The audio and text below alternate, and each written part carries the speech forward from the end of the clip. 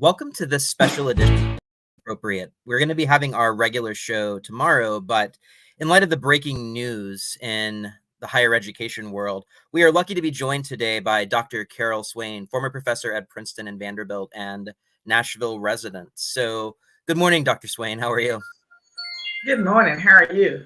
I'm doing just fine. So, I really want to thank you for taking the time to talk to us today. I know it's been a busy week for you, just seeing all of the media appearances that are going on. I'm guessing this is not how you thought 2 weeks before Christmas would be going for you at this point. My life changed Sunday evening, and it's been a whirlwind, very exhausting, and I've lost track of how many interviews I've given. I would imagine at the end of the day, it will be close to 30. Oh my gosh. Well, again, we really appreciate you talking to us. Um, were you familiar at all with President Gay and her scholarship before this week? Well, during the time that I was at Princeton, towards the end of my tenure there, I heard about this brilliant young woman, and she was, the most brilliant thing that political science had ever discovered. I don't know that I met her or that she reached out to me. So I did not follow her career closely. I knew she did quantitative methods, and my research is more qualitative. And at that time, political scientists were very excited about quantitative methods. So, can you tell us a little bit about your research while you were at Princeton and Vanderbilt? And we'll start there because we know that clearly she has heard of you. So, Well, let's start with my research at Princeton.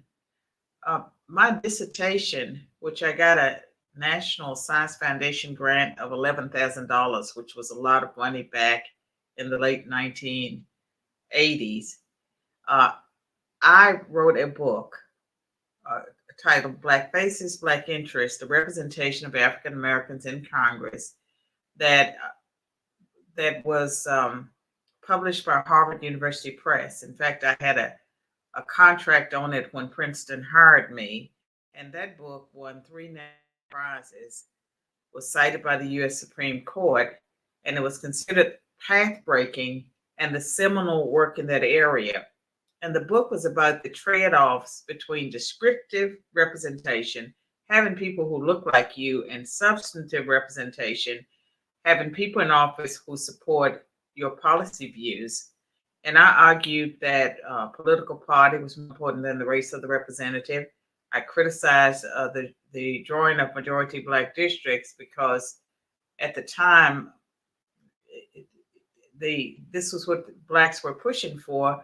I was one of the ones that pointed out that it would help elect more Republicans, and that whites would support Black candidates and Blacks could support whites, and that your best representative might not be a member of your race. So that work on representation, minority representation in Congress, was considered path breaking, published in 93, updated in 95, and republished in 2006.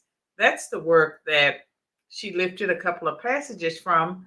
I would argue that the passages that she lifted were not that significant, but that what was far more damaging to me career-wise was that she followed in my footsteps as far as pursuing research on minority representation and congressional districting, and so her whole career was built around ideas that came from Black Faces, Black Interests, which was considered the path-breaking book, but she doesn't really acknowledge my work. There's usually one citation in the bibliography. That harms someone like me because in academia, your reputation depends on how many citations you have. And if there's a person out there that's working in the same area and they're not acknowledging your contribution to what they're pursuing, that's harmful. I did not know that was the case until Monday when I started looking at her publications. and I think at this point, news keeps breaking. I've been preparing my interview with you for most of the week after we set it up, and I've had to cross out this many more. I mean, I think we're up to 5 now that have shown instances of plagiarism. So, I mean, is 5 this normal articles in? and no, 5 articles, and I believe 27 scholars impacted. That's the last I saw or heard. I mean, have you ever seen anything like this in your career before, even from maybe a more mid-level professor, teaching at a regional college? I mean, is this something that happens in academia normally? I can't recall a case where someone advanced to this level without it being caught.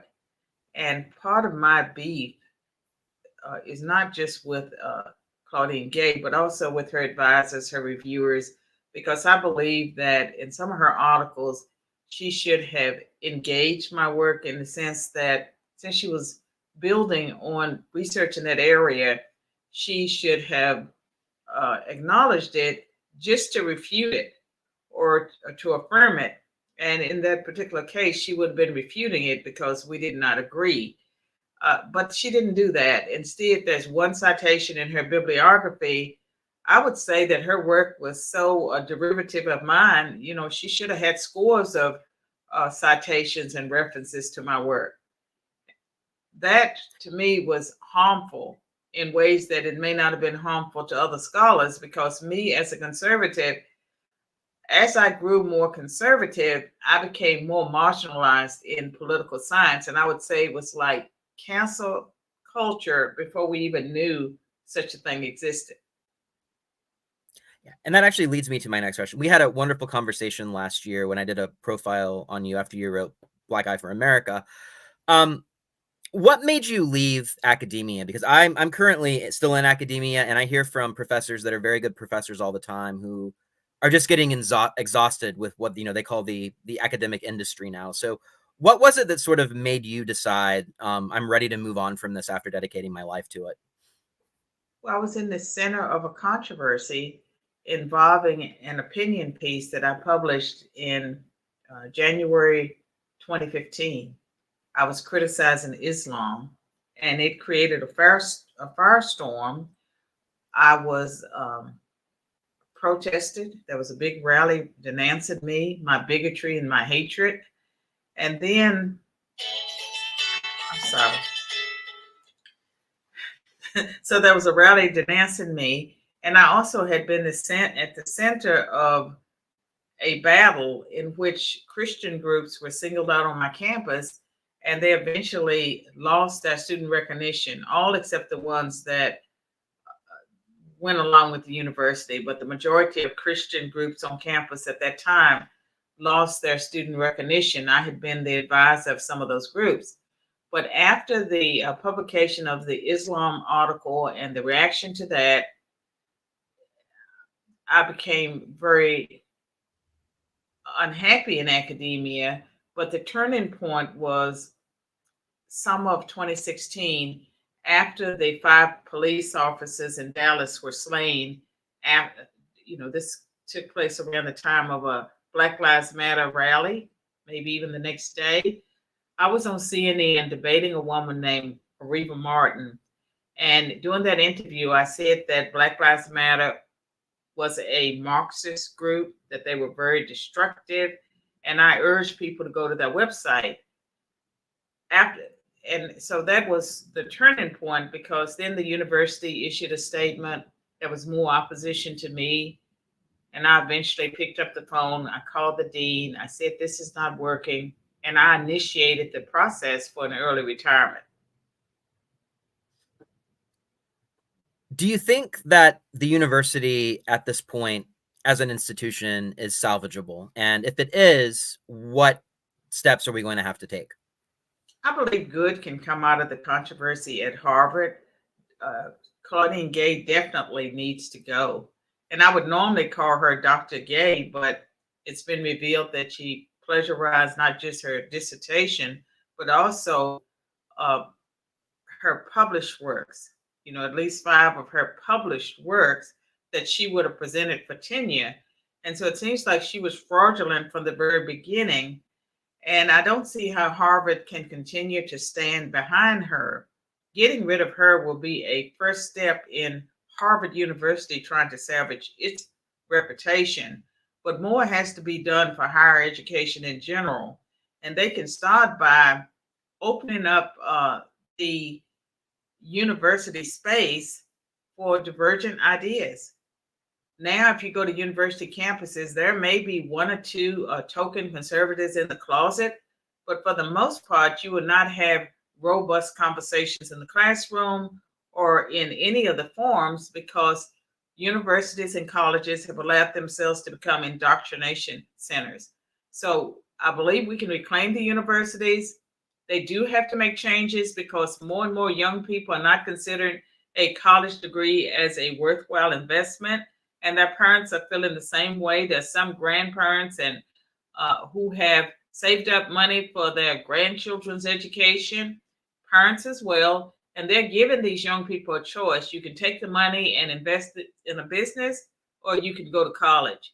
And that's because they don't see the value added from a college degree. And until universities transform themselves, it is not worth the money. So let's kind of move to a hypothetical where the university figures itself out. We can hope and pray for that. What do you see as the enduring value of a college degree? Being somebody that has had a very illustrious career at Vanderbilt and Princeton and a lot of awards and produced some really relevant and groundbreaking scholarship. What can a young person today, if they find a college that will actually educate them, what will they glean from that education? Well, first of all, there's some professions like the medical profession, the legal profession, many professions where you have to have a college degree. And so young people will always want to go to college if they dream of becoming certain types of professionals. And so the value of the education, is there, or should be there. What is missing is that the universities are not teaching or exposing young people to the ideas that would help them become critical thinkers. If they're going to be leaders, if they're going to be successful in their professions, they need to be critical thinkers. And you can't be a critical thinker in an environment that punishes thought. Absolutely. So I wanted to talk a little bit about your new project. You've been using this phrase as you've been talking about Harvard's President Gay, the adversity of diversity. And I know that that is your current book project that you're just beginning to release now. So could you tell us a little bit about that? It's been out for a while. It was published, it's behind me here.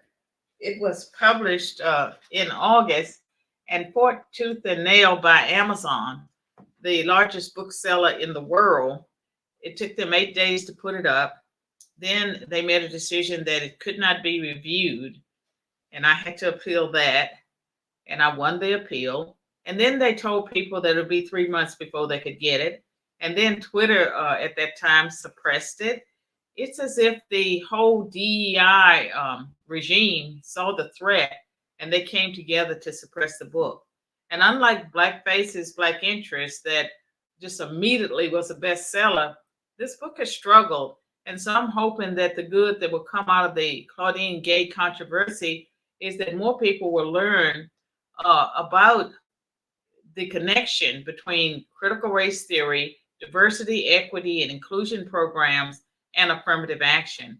And DEI is affirmative action on steroids. It violates our U.S. Constitution's Equal Protection Clause, as well as the Civil Rights Act of 1964 and its extensions. And it creates chaos. It does not bring anything useful into the workplace or into the educational environment. It's led to a dramatic lowering of standards, and it's not necessary for us to have diversity. If we want diversity in institutions, all we have to do is to follow the original intent of the 1964 Civil Rights Act and the measures that were put in place in the wake of that.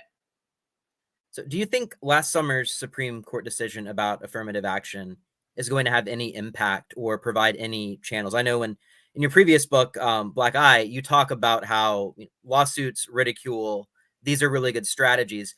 Do you think that people hoping to oppose DEI are going to have an extra tool in their belt because of the Supreme Court decision, or do you think it's not really going to matter that much? Yes, I mean, that's what this book is about. And I'm going to read my subtitle because I've changed it twice and I forget. The subtitle is How the Supreme Court's Decision to Remove Race from College Admissions Criteria Would Doom Diversity Programs. And the argument is that diversity programs violate the Constitution and our civil rights laws in the same way as race-based affirmative action. And as a consequence, the companies, the organizations, the places that have DEI programs, they're opening themselves up to lawsuits. And I'm going to briefly tell you what some of the titles of the chapters are. This is a short book, just like Black Eye for America. It was meant to be gotten through. First chapter is Rest in Peace, Affirmative Action. Up next, DEI. And then second chapter, Carol's Educational Journey in an Affirmative Action World. Diversity Training, A Corporate Conundrum. A Not So Inconvenient Death, The Martyrdom of George Floyd. And we talk about how, for the left, I mean, George Floyd is what allowed them to create this monster that we call DEI. It was around before, but after George Floyd's death, it went to levels that no one imagined, levels of discrimination against whites, Christians, Asians, any group that wasn't considered favored. And then I talk about my business, Unity Training Solutions, and how there's a better way, that we need to go back to e pluribus unum, out of many one, and the golden rule: treat other people the way you want to be treated, and the traditional literature on workplace harmony and organizations, and take the race and take the bias and take the group discrimination out of the calculus. And I think I may know the answer to this question, but there has been some discussion on X and Twitter and in the media about, how to fix DEI. So in your opinion, and I know that you do have this consulting business where you are promoting solutions to some of these problems. Some people have said we don't really need to dismantle it. We just need to carve out an exception for Jews as not white people. So you advocate for an utter dismantling. Right. The DEI industry is bankrupt, morally bankrupt. We don't need it. It needs to be totally dismantled because it violates the Constitution in most cases and the civil rights laws. And the only reason that University of Michigan or other universities are talking about adding anti-Semitism is that they're fighting for survival. And anything they would put in place to fight anti-Semitism would be problematic. We don't need these DEI programs. We just need to follow the laws of the land. Absolutely. I wanted to talk a little bit about plagiarism as a concept. Right. I had to turn in a couple of plagiarism cases pretty recently. I've noticed there has been sort of an uptick among students of using AI or, just copying each other's papers. If Claudine Gay had been a student of yours and you found that she did this, what would have happened to her? She probably would have gotten an F in the class. And if it was a senior thesis, it's possible that the student would be expelled if there was something that they did repeatedly. But that would have been severe consequences. And it wouldn't be Harvard's remedy, where first they try to redefine plagiarism, and second, they say she can go back in and make corrections. I've never heard of getting a do-over. Usually when you're caught in wrongdoing, you're held accountable for your actions. And I believe it sends the wrong signal, not just to students in colleges, but also to those in middle school as well as high school, because surely they will learn that the president of Harvard University plagiarized her way to the top. And they may think that plagiarism isn't that serious. And when it comes to AI writing papers in group chat, I actually don't know a lot about it. I don't know how professors are catching that, or can they catch it? Is there a way to give assignments that students can't run through AI? So it's a whole new territory. But when it comes to plagiarism, the software has been around for a few years, where you can run papers through that you suspect. And that's what's been so galling. I mean, the most jaw-dropping thing to me was that Monday morning, whenever this was discovered and Harvard decided, oh, well, this is really what our plagiarism statement says. And this is something that's also come up a lot very recently. We had Chadwick Moore on the show about a month ago, who wrote the biography of Tucker Carlson. And Brian Stelter from CNN and the New York Times essentially plagiarized his book in Vanity Fair and has faced no repercussions. Like, the story has gained no traction. And it's even, to the level, even worse. I mean, he acts like he interviews people in that book, but it seems like there are certain members of this elite class that just get off scot-free. And this can even go back to Doris Kearns Goodwin, who, still has her chair on me. They've always been able to do that. Yeah, there's always been a different standard for progressives and for the left. When I was a Democrat and I was a member of the progressive community, I was never in good standing with them, but I guess I could have gotten away with a lot. As a conservative, you can get away with nothing. Absolutely. So my last question for you, because I know that you are busy and have a lot more media appearances on your plate. Do you think we're going to see any criminal activity once we sort of peel back some of these DEI layers? I know Bill Ackman recently has been investigating MIT and a lot of money changing hands. So do you see any evidence at this point that there might be something that's not just a civil issue, but a criminal issue coming forward? I can tell you that I've already had lawyers contacting me asking me if they can represent me in a lawsuit against Claudine Gay. And I'm not inclined to jump at that. But I wonder if some of the other people who were plagiarized will file lawsuits against Harvard and against her. And I think that people will be held accountable, and that organizations will be more cautious, because there are some corporations that have already settled racial discrimination cases. And we know that Starbucks had to pay out $25 million to a white woman who had been falsely accused and discharged. And so corporations have to be very careful. And it used to be after affirmative action and after the civil rights laws, the focus was on compliance with the law. Organizations want to stay out of trouble. Now what they're doing is getting them in trouble, and I hope they'll begin to realize that. So do you think that students who've been kicked out of Harvard for less than Claudine Gay should be suing? Because I know there are attempts by Chris Rufo and some other individuals to try to get a class action together. Well, I mean, I think that they should. I think that Harvard needs to be held accountable. But in the meantime, I think Harvard's brand has been going down the toilet for a long time, and that its day of reckoning, maybe this is its day of reckoning, but it has already damaged its brand. And they've decided that keeping this DEI president, and when I think about her, I get really angry, because she went to the most elite boarding school in America, Phillips Exeter. And she had her Harvard undergraduate education. She won a prize for her senior thesis. She won a prize for her dissertation. And then the work that she borrowed from other people was mediocre at best. She was able to get tenure on the basis of that work and to rise to the level of being president of Harvard. Some of it has to do with pedigree. The elites produced her. They created her. And they can't really hold her accountable without holding themselves accountable. And I believe that's why they're reluctant. Absolutely. Well, Dr. Swain, thank you so much for joining us. It was a pleasure talking to you and hearing about some of this firsthand after looking at it from afar. Again, can you repeat the title of your book and tell us where we can get it? Okay. This is the book, The Adversity of Diversity. The Adversity of Diversity, How the Supreme Court's decision to remove race from college admissions programs will doom diversity programs.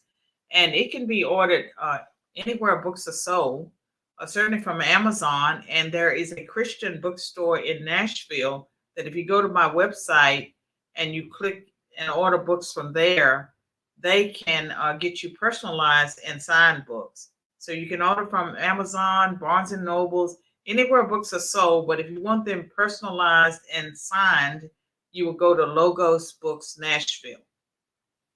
Great. Well, I guess that would make a wonderful holiday gift and a very topical one too. So as always, it was a pleasure. You have a very Merry Christmas, Dr. Swain, and I'm sure that we'll be hearing from you soon. Thank you. Bye. Bye.